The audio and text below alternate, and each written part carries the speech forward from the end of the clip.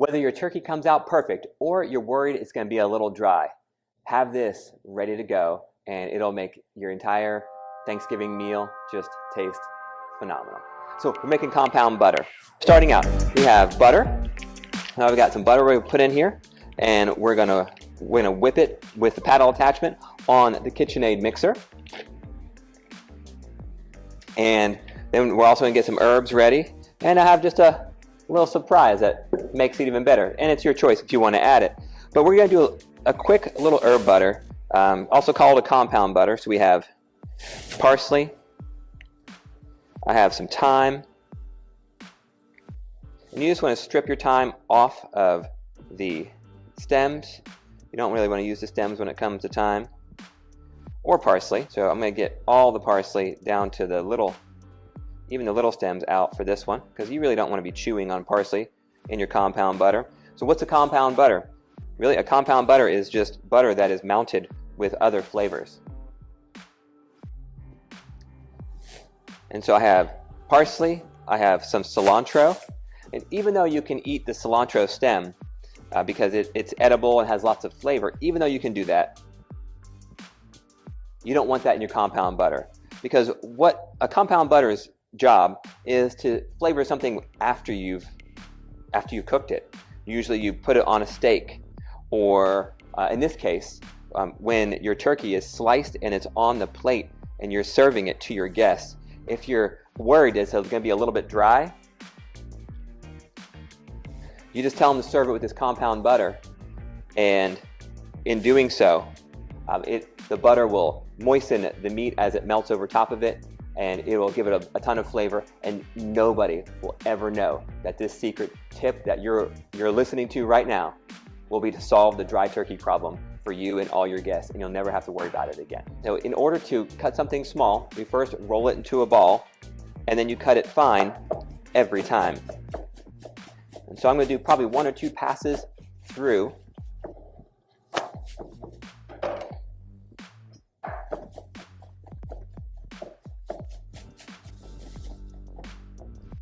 I don't mind if my herbs have a little bit of texture, but I'm not going to add my herbs to this mixture just yet. I'm going to push them off to the side, and then we're also going to chop some garlic. So as always, you can take off the little end, the little root end of your garlic, and get rid of that.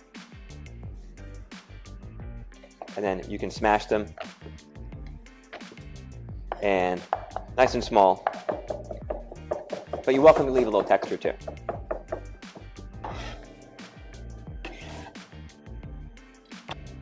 Now that I have my herbs and my garlic chopped and ready to go, it's time to turn the mixer on. So put your butter in the mixer.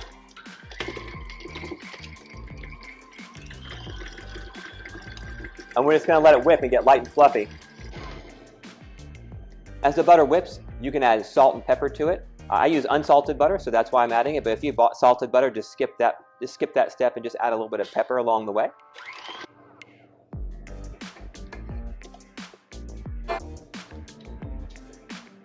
When your butter is nice and light and fluffy and soft, that's when you're going to add your herbs and garlic.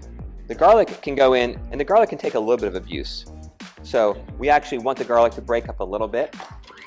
So by letting the garlic mix in for just a moment, it's going to allow the garlic to break up and the oils to distribute their flavor into the butter, flavoring the butter.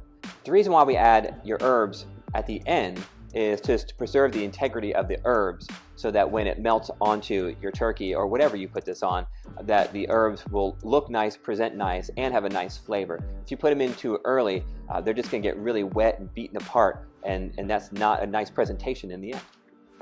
When it's all mixed in, you always want to taste. Taste for salt content, taste for the flavors that you're trying to develop. My salt content is just perfect. And then if you want to, you don't have to, but adding a little secret ingredient, I'm going to splash a bourbon to mine. Not much, because if you add too much liquid, the butter won't hold up. But for here, just a little splash of bourbon will give you just that added flavor when it melts over top of your turkey or a steak, whatever you're going to use this for, then I think you'll enjoy that. So when it's all mixed together, simply grab yourself a piece of parchment paper. You can use wax paper, and you can also use plastic wrap, but I like parchment paper. It does make things a little easier.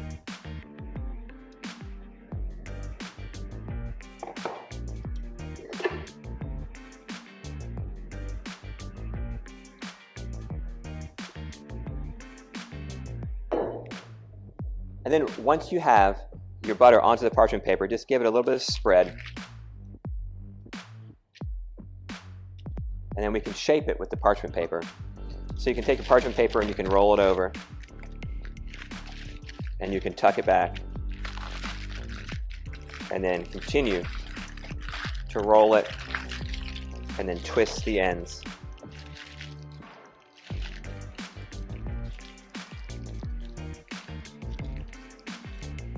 To turn it into a nice log of butter. And then I typically put this in the freezer, and it's really ready to use once it comes out of the freezer. It's ready to use right now. You can put this on anything you want to. But you pull this out of the freezer, and then you can cut nice thin slices out of it and lay it out on a pan or lay it out on a plate. So as your guests are coming through the line and putting turkey on their plates, they can put a pat of this herb garlic butter on top of their turkey, and it can melt in combination with gravy.